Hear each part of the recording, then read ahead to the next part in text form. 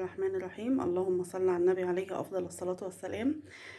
تعالوا يا حبايب قلب، النهارده نعمل مع بعض القرص الطريه بالعجوه. المكونات: كيلو دقيق، نص كوبايه سمنه او زبده، عليهم ربع كوبايه زيت عشان تدي القرص طراوه، تبقى طريه كده، ومعلقه بيكنج باودر، فانيليا، كيس خميره فوريه، معلقتين سكر، ذرة ملح. تعالوا بقى نحط السمنة على الدقيق. بسم الله.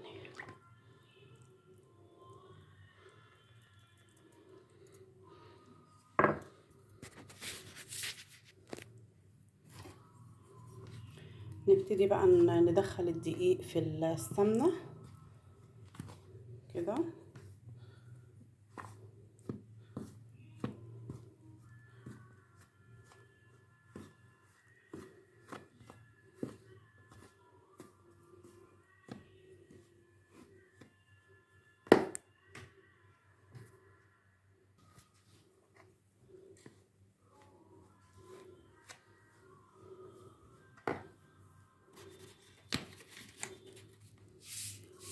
نحط ذرة ملح،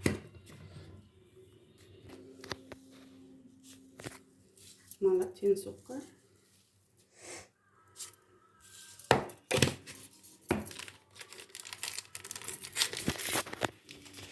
معلقة بيكنج باودر،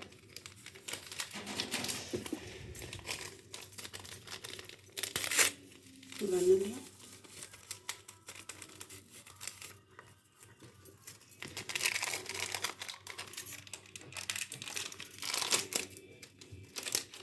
كيس الخميرة.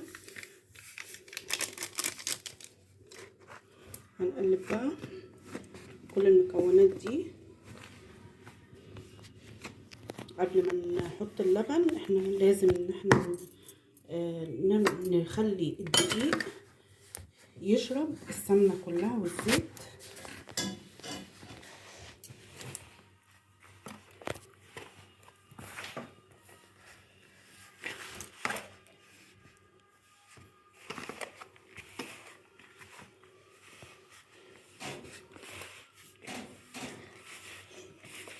انا يا جماعه ما عملتش اختبار للخميره، لان انا واثقه في الخميره بتاعتي. الخميره دي دايما بستعملها على طول، عشان انا بعملها ساعات في اللبن بسوريا ومعلقه سكر، واسيبها تتفاعل على ما اوضب المقادير بتاعتي. بس انا ما عملتش كده بقى المره دي عشان انا مستعجله شويه.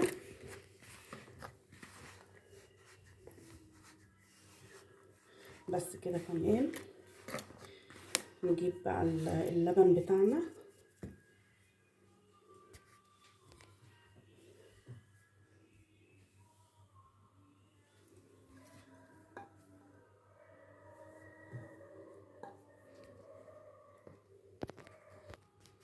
ادي اللبن. بسم الله.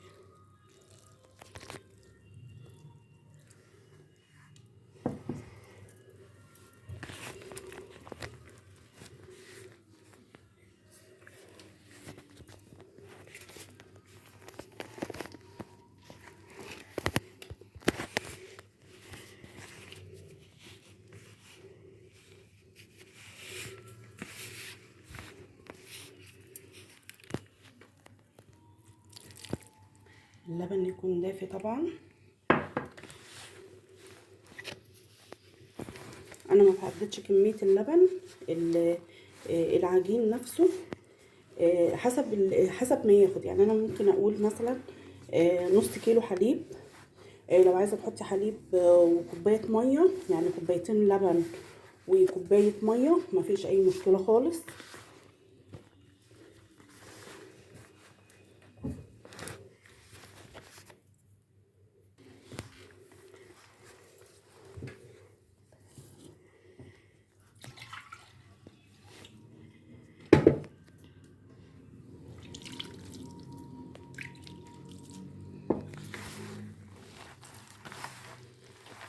طبعا انا قلت لكم قراص بالعجوه، بس لسه انا ما عملتش العجوه. انا جايبه العجوه اللي هي البلح، لان جبت اللي هي المنسولة دي زي ما بيقولوا، ولقيت فيها رمل بصراحة.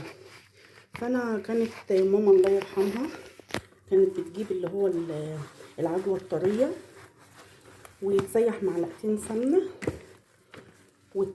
وتعملها فيها لحد ما تضطر خالص، وبعد كده نحشي بيها اللي احنا عايزينه، القرص بقى، بتبقى جميلة جدا وتدي طعم خطير.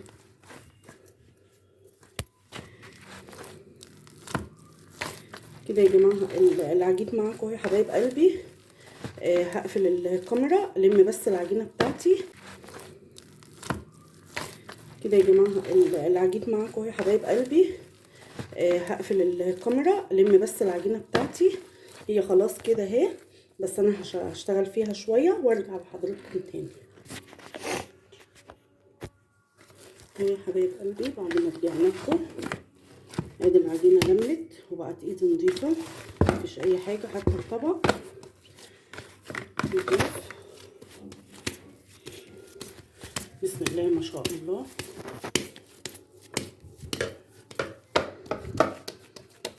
نسيبها بقى لما تخمر تريح شوية.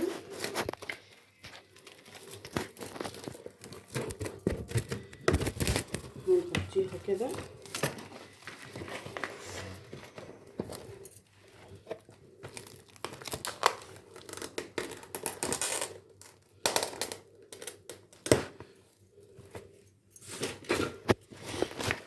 تخمر يا حبايب قلبي ونرجع لكم تاني. وعلى ما العجين تخمر اكون انا عملت لكم العجوه في السمنه زي ما انا قلت لحضراتكم.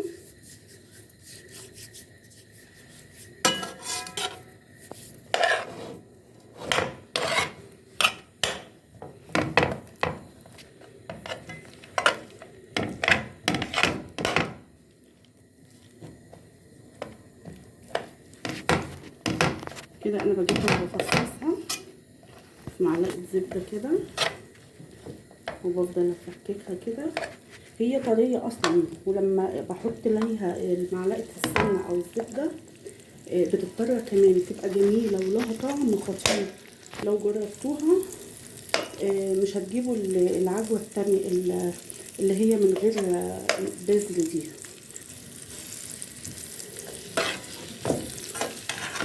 دي جميله جدا جدا جدا وطعمها خطير.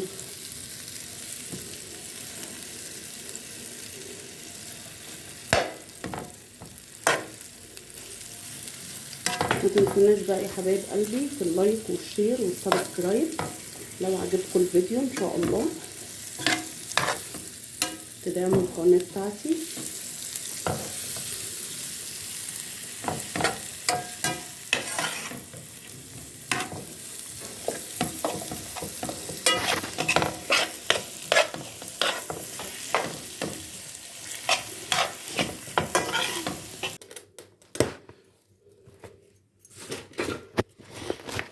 تخمر يا حبايب قلبي ونرجع لكم تاني. وعلى ما العجين تخمر اكون انا عملت لكم العجوه في السمنه زي ما انا قلت لحضراتكم.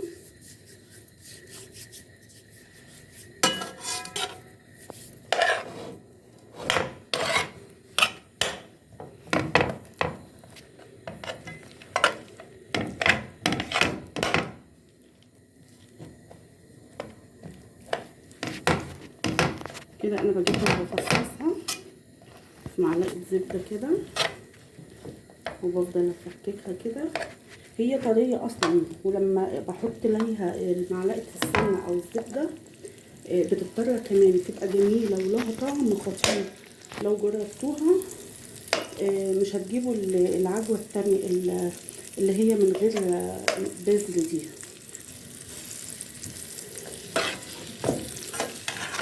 دي جميله جدا جدا جدا وطعمها خطير.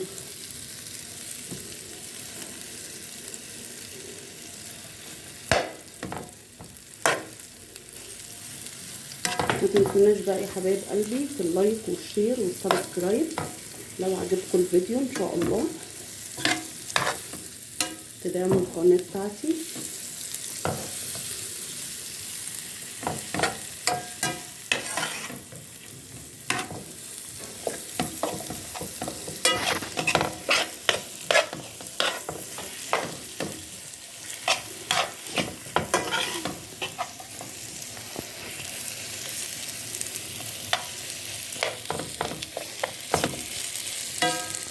هي العجوة لونها فاتح عن كده بس الإضاءة تقريبا.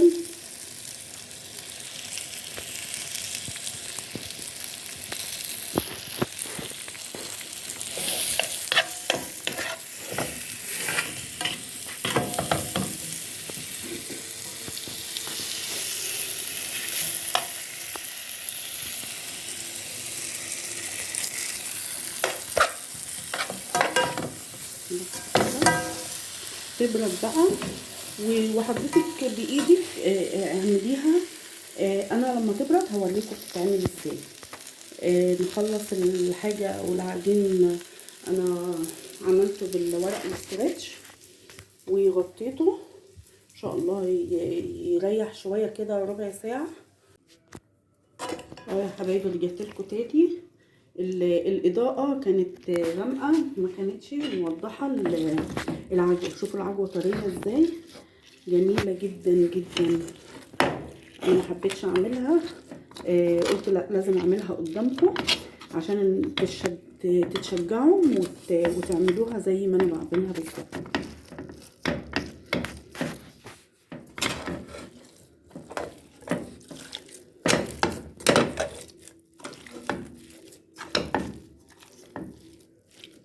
كده اهي هتاخدي الحته من دي وتحطيها في قلب القرصه.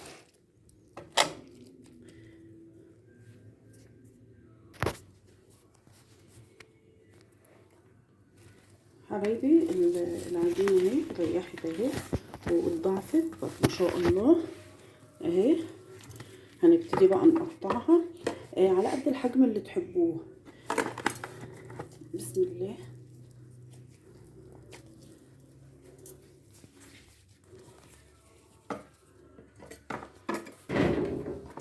يعني حطيت طبق هنا مسحته بالزيت وهبتدي اقطع عليه العجينه.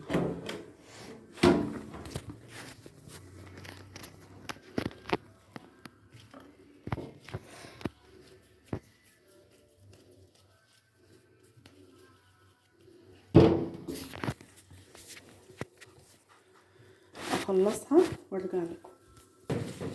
ورجعنا لكم تاني بقى بعد ما خلصتهم وهنبتدي بقى نحشيهم. نسيبهم بس يريحوا شويه وبعد كده ان شاء الله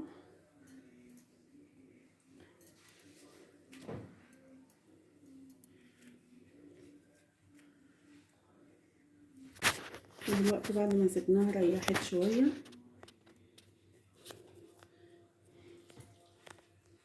ادي العجوه بتاعتي.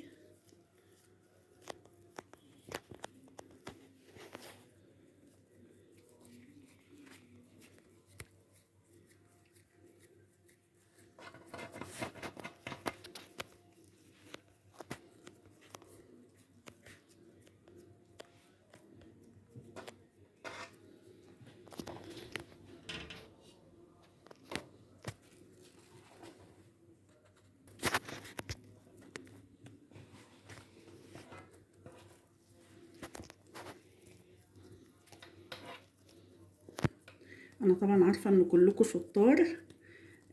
انا مش بقول لكم كده عشان ان انا اعلمكم، لا احنا كلنا بنستفيد من بعضنا.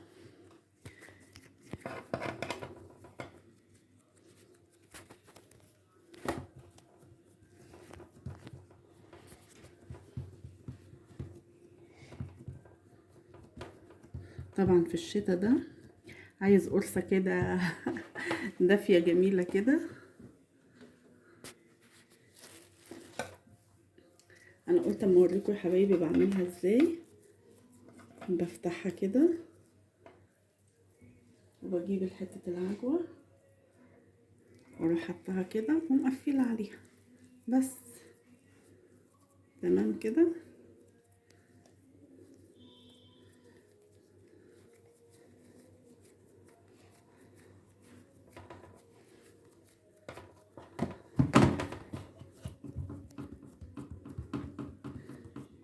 حبايب قلبي اخلص الكمية وارجع لكم تاني. اهو يا حبايب قلبي رجعت لكم تاني بعد ما خلصتهم. يريحوا بس شوية، يخمروا شوية، وبعدين نشغل الفرن ونخبزهم. وعلى ما يخمروا بقى بفتح القرص كده بالسكينة، لان لو انا عملتهم دلوقتي لما يخمروا هيقفلوا تاني، فانا بستنى لما بيخمروا وبعدين بفتحهم. يخمروا بقى يا حبايبي ونرجع نخبزهم سوا ان شاء الله. ورجعنا لكم تاني يا حبايب قلبي. لما خمرت كده بقى هنعملها كده بالسكينة كده.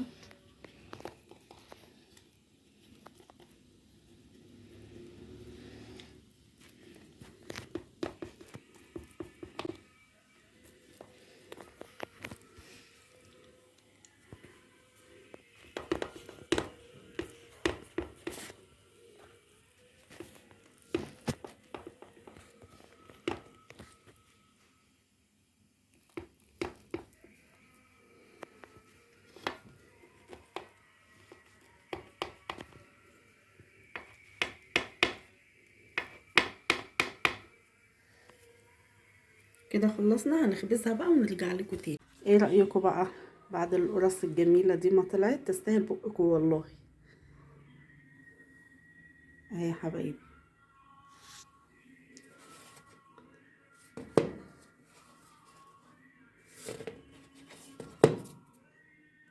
لو الفيديو عجبكم ما تنسوناش في اللايك وسبسكرايب وشير.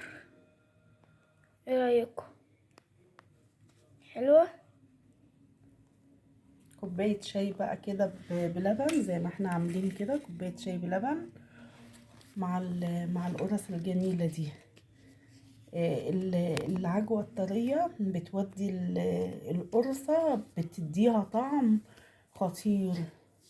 جربوها وقولوا لي رأيكم في الكومنتات. ما تنسوناش بقى في اللايك والشير والسبسكرايب. السلام عليكم ورحمة الله وبركاته.